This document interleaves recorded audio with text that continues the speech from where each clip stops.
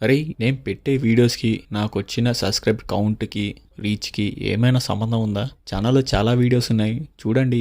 Movies గురించి discussion ఉన్నాయి, reviews ఉన్నాయి. సో, మరిన్ని కంటెంట్ కావాలంటే సబ్స్క్రైబ్ చేయండి. నేను కూడా చాలా వీడియోస్ చేద్దాం అనుకున్నా కానీ రీచ్ సరిగ్గా లేదు. సో, మెల్లమెల్లగా వీడియోస్ అప్లోడ్ చేస్తున్నా. అట్‌లీస్ట్ కొన్ని వీడియోస్ అయినా పుష్ అవుతాయని. Here is a movie of Kannappa. Trolls పేజెస్‌కి, ఇన్‌స్టాగ్రామ్ ట్రోల్ పేజెస్ కావచ్చు, యూట్యూబ్ ట్రోల్ పేజెస్ కొంచెం సేపు రెస్ట్ తీసుకోవాల్సిన టైం ఇది. ఎందుకంటే ఎన్ని ట్రోల్స్ ఉన్నా ఏదున్నా కానీ మంచు విష్ణు ఒక గుడ్ అటెంప్ట్ చేశారు.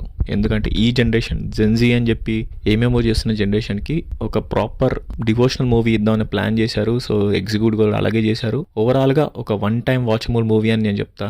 ఈ మూవీలో నాకు కొన్ని ఇష్యూస్ ఉన్నాయి, దాని గురించి మనం డిస్కస్ చేద్దాము. సో స్టోరీ ప్లాట్ ఏంటంటే మనందరూ తెలిసిందే, భక్త కన్నప్ప స్టోరీ ఇది. సో 13th సెంచరీలో జరుగుతున్న స్టోరీ ఇది. అక్కడ ఉన్న గూడెంలో ఉన్న ఒక తిన్నడు దేవుణ్ణి ఎందుకు హేట్ చేస్తాడు, తర్వాత దేవుణ్ణి ఎందుకు ప్రేమించడం, అభిమానించడం స్టార్ట్ చేస్తాడనే పాయింట్ సిరీస్ ఆఫ్ ఈవెంట్స్ మీద సినిమా రన్ అవుతుంది. తర్వాత ఏమైంది అనేదే పాయింట్. మూవీ ప్రమోషన్స్ లో అందరికి మనకి ఏం చెప్పారంటే, కన్నప్ప అంటే అందరికి తెలుసు, తన స్టోరీ అందరికి తెలుసు, కానీ మేము ఈ మూవీలో కన్నప్ప బిఫోర్, కన్నప్ప కాకముందు ఏంటి అనే పాయింట్ మేము చూపించడానికి ట్రై చేసామని చెప్పారు. అది కంప్లీట్ చేశారా లేదా అంటే చేయలేదు. ఎందుకంటే 13వ శతాబ్దంలో ఎస్టాబ్లిష్ అయిన మూవీ స్టోరీ సెటప్ ని ఎట్లా పిక్చరేషన్ చేయాలనేది నాకు తెలిసి మూవీ చూసినంతసేపు నేను ఎట్లా ఫీల్ అయినా అంటే, ఒక మంచి డైరెక్టర్కి ఇచ్చుంటే సినిమా బాగుండేది కదా అనిపించింది నాకు. ఒక బోయపాటికి కానీ, ఎస్ఎస్ రాజమౌళి, కోర్స్ రాజమౌళి గారు చేయరు, కానీ ఒక మంచి క్రియేషన్, ఒక వరల్డ్ బిల్డింగ్ లాంటి కాన్సెప్ట్స్ ఉన్న పర్సన్ ఇట్లాంటి మూవీస్ ఇస్తే చాలా బాగుండేది. ఇన్ఫాక్ట్ చెప్పాలంటే సినిమా అంత ఎక్కలేదు. ఫస్ట్ హాఫ్ అంతా నాకు నచ్చలేదు చెప్పాలంటే. ఆ వరల్డ్ బిల్డింగ్,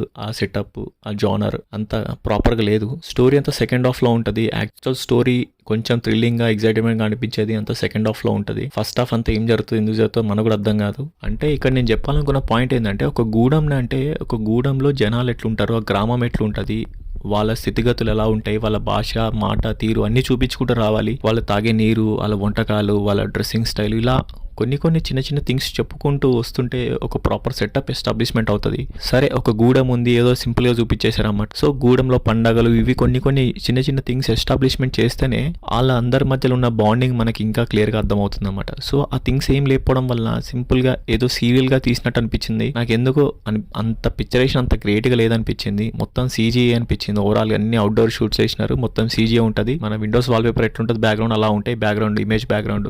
నేనేమనుకున్నా అంటే, ఒక ప్రాపర్ సెటప్ చేస్తుంటే బాగుండు. ఒక పల్లెని చూపించుకుంటూ అక్కడ ఉన్న మనుషులు, వాళ్ళ తినే వంటకాలు కావచ్చు, వాళ్ళు వేసుకున్న బట్టలు ఎలా అవుతాయి, చిన్న థింగ్స్ చెప్పుకుంటూ వస్తే నీట్గా జనాలకు ఎక్కుతూ ఉంటుంది అనమాట. ఓకే, 13th సెంచరీ అంటే ఎట్లా చూపించాలి, అలా డ్రెస్సింగ్ స్టైల్, మాట అన్ని కొంచెం యూనిక్ ఉంటేనే ఎక్కుతూ ఉంటుంది. సింపుల్ ఎగ్జాంపుల్ ఏంటంటే త్రిబుల్ ఉంటుంది. త్రిబుల్ గూడెంలో వాళ్ళ మనుషులు, వాళ్ళ ప్రవర్తన, అదే కదా యాక్చువల్ స్టోరీ అంటే.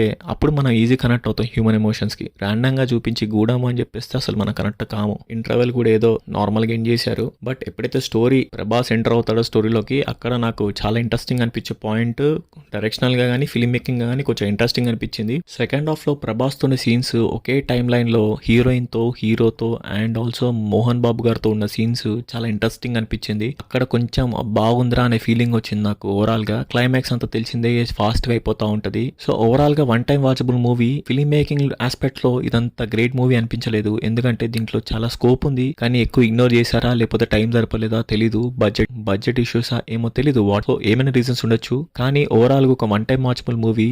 ఈ జనరేషన్లో ఇట్లాంటి సినిమా తీయడమే అటెంప్ట్ చాలా గ్రేట్ అటెంప్ట్. బట్ అటెంప్ట్ని ఇంకొంచెం కేర్ తీసుకొని ఎగ్జిక్యూట్ చేస్తుంటే బాగుండేది అనిపించింది నాకు. సో ఓవరాల్గా వన్ టైం వాచబుల్ మూవీ, తప్పక చూడండి.